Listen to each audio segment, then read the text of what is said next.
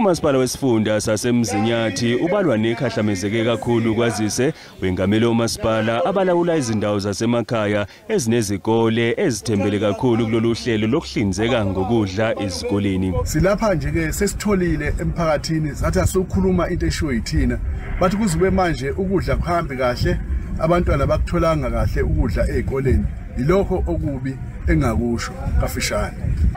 Kanti meya kamasipala waseMngeni eMgungundlovu ithi empeleni izingqinamba zenkampani yathola ithenda kwengamela lolu hlelo iphasina zahlonzwa ngoNhlolanja.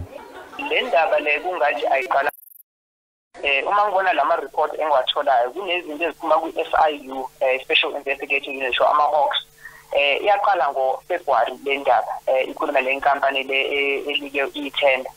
So njengoba u-premier wesifundazwe uthi nokuzoba ne-investigation kahle kahle kulento engibonayo i-investigation kade yaqala ngoFebruary kule department noma iminyango wezemfundo.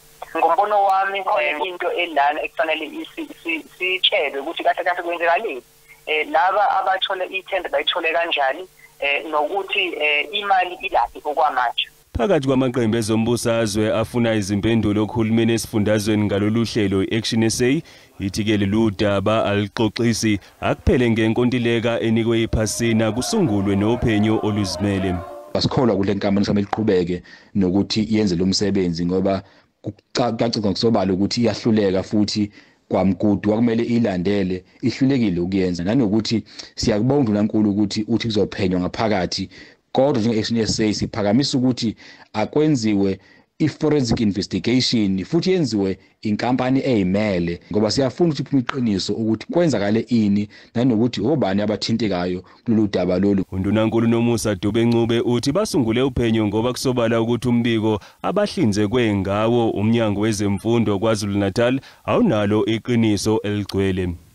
It is clear that from the reports that we have received from the departments before, there is not ultimate truth that we are getting from those reports. We want to rid our government of any wrongdoings, if there is any wrongdoings, but also those people who are getting paid for not having done the work.